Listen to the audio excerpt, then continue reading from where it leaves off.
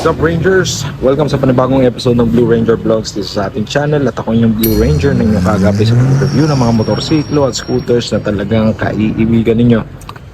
Andito tayo sa Rusi, General Trias. Alright? At itong re-review natin ngayon, Titan 250 Fi.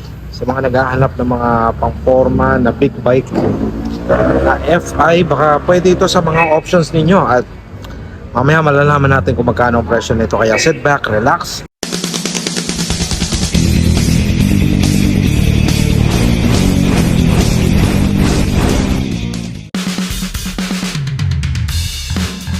Simulan natin ang pagre-review sa design. Alright?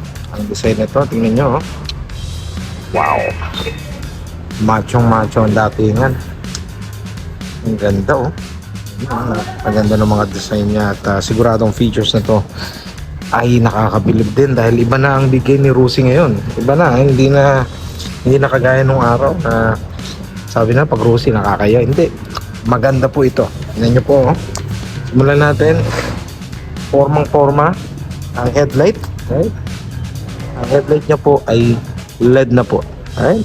LED na rin po yung daytime running lights. Ito, galing. Galing ng gawa oh. Pati itong left and right turn signals, talagang makikita nyo na LED na po yan. Alright. And tingnan man natin itong suspension sa harap. Ang laki. Ang laki ng suspension. Nakakabilib po, Rangers. Alright. And then kapalodo, merong R for Rusi. Okay. Meron ding kunat ito. At yung design dito oh, yung mga screws, ang cute nito, ang cool ng design nito. Silver. Bakal siya actually. Galing ha. Alright. At then dito may reflector and disc brake na po yung harap niya. Dual piston caliper. Piston caliper. Wala palang tatak. Alright, dual piston caliper. So far, palagay ko wala tong ABS. I'm not sure. Pero comment sa baba sa mga nakakaalam, sa mga gumagamit ng Titan 250 Fi. Comment down below kung meron siyang ABS. Pero sa assessment ko, personal assessment, mukhang wala. Alright, ang sukat ng gulong sa harap, malaki po ito. 100 by 80 by 17. At tingnan natin, ang tubeless na po yan. So sigurado, ang advantage naman ng tubeless kapag kayo nabutasan, napako, hindi naman nagadagad na pa-flat. Okay, so tingnan nyo naman oh, kung gaano kalaki yung unit na yan oh. Laki, nakakabilib siyang talaga. Alright, so ito natin ito, mga ginamit oh. Yung accent na to, pares din ang kulay nito. So ang galing ng ginawa ng design ni Rusi yan. Alright, and then black. Yan. Yung headlight niya, yung design. Iba naman yung thread ng gulong, oh. Lalim, oh. At talagang lumalaban na to sa mga Japanese bikes. Okay. Ganda. Kata natin dito. So, yung manibela niya, naked handlebar. So kapag ganyan ang design, very sporty ang dating. Fully digital po yung kanyang panel. So makikita natin yung mga details na kailangan natin. Maganda yung left and right ay magkaiwalay na po. Neutral ay, kasi ito ay declutch po ito. At ito yung indicator ng high beam. Yan, lahat ng information. Ito may pindutan. Oh, I see. May nakikita ako dito. Meron siyang ABS, Rangers. Wow. May ABS pa lang unit na to. Kaya maganda rin yung price niya. Mamaya makikita natin. Alright. Ito yung mga pindutan niya sa left side. So, yan. High beam, low beam. Left and right turn signals at kanyang horn. So, yung pag sinalat mo to, actually may kanipisan pero okay na rin siya. Kahit manipis, okay na ako niya sa stock. Depende na yan sa gumagamit. And then next dito sa may right, and and handlebar. So meron siyang kill switch. And then ang kanyang electronic start. Yung feels ng throttle niya, it could have been better, pero so far okay na yan. Pati yung okay na rin to, oh. Mukhang matibay naman tong ano, matatagal naman tong brake lever. Alright. So simulan natin dito. Ito, sa may kanyang tangke. Napakalaki po nito, ano? At ang forma, ang laki talaga. Parang navy blue siya na violet, I don't know. Comment down below kung anong kulay nito. Titan 250 Fi yung decals. Ganda dito ni Rusi, ha. Tingnan niya, para to plastic to, pero magaling. Yung design niya papunta dun, ha. Talagang naked siya. Kita mo yung makina niya, naka-expose siya. Pero yung papansinin mo, napakaganda ng mga kulay, yung paglalaro ng kulay na ginawa ni Rusi rito.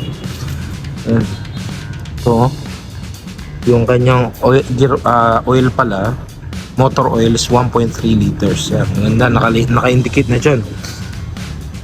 Nice. Okay, so yun po yung brake nya. Alright, brake sa paa. Tapakan ng rider doon. Right, may tapakan ng angkas doon. Tapakan ng angkas. Pupuntahan natin yun, ha, kasi nasa gitna yung unit. Ayoko nang ilabas. Kita naman siya lahat, eh. Pero from this angle, matutuwa ka, nakakabilib ko yung ginawa ni Rusi. Kanyang radiator, yan. Galing talaga. So ito yung sa exhaust niya. Okay. Napakaganda, Rangers, napakaganda. Right, dito tayo sa kabilang side. Dito sa kabilang side, right, so meron siyang decal din dito na Titan 250.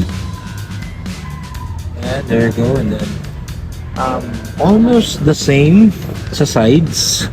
Ang makikita mo lang dito sa left side ay yung kanyang clutch. Ayan. Ganyan po. Napaka ng rider. Okay. So yun yung almost the same naman, pero yun, pinakaiba. Okay, so ito yung sa angkas, alright, yun.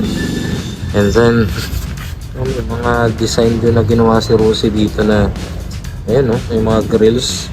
Alright, ito yung susian ng under seat.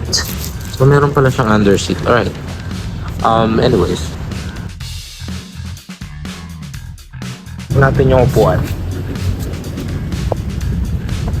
Okay, so yung upuan na ginamit dito, upholstery niya, ang ganda. Malambot siya talaga. Malambot. Very comfy at malapad. Look at my hand, oh. Ayan, oh. Ano siya? Malapad siya. Formado siya. Napakaganda. Mabibilib ka talaga.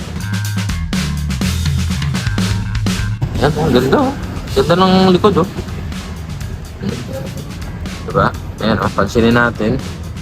Yung likod niya is monoshock. Pero di kadena ito. So ito yung sukat ng galong sa likod. 130 na ito. 130 by 17. 130 by 70 by 17. Lapad. Lapad, ang laki. Yun, no? Diba? Wow. Ganda ng forma. Ganda ng ginawa ni Rusi rito, nakakabilib. Yun yung suspension niya. Ayun, no? Sa gitna. Ayan, yung suspension niya. Ganda. Ang forma nito. Okay, ito yung kung ilalagay mo to sa moto show, may laban to. Ganda, eh. Tambucho, oh. Tapos meron pang heat guard na maliit. Cute ng heat guard. Napaka-cute. Forma ng likod, oh. Ano kung may tamang lighting lang dito. Ganda niya, napakaganda, napaka-macho. Ayan, oh. Itong likod, yung left and right turn signals niya, yung distansya niya, hindi nilagay doon, dito nilagay sa baba. Wow. Pero yung taillight niya, LED na rin yung taillight. Galing. Galing nito. Ganda. Ayun naman, oh. May reflector siya rito. At may ilaw dito na tatama sa plaka. Ito pala, disc brake yung likod. Right, single caliper. Single channel ABS yata ito, if I'm not mistaken. Okay, so one more final look, Rangers, and i-reveal natin yung price ng Rusi. Reveal natin yung price ng Rusi to Titan 250 Fi. Right, so ito yan. So ang price niya, ang kanyang SRP is 116,000 pesos. Right, kung gusto mo mag down payment, pwede 10,000. Then for 3 years installment, 4,535. Ang 2 years naman ay 6,090 pesos. So sa 1 year, 10,755. Yan. Nagustuhan mo ba, Rangers, itong Rusi Titan 250? Ay, comment down below. At babalikan ko kayo.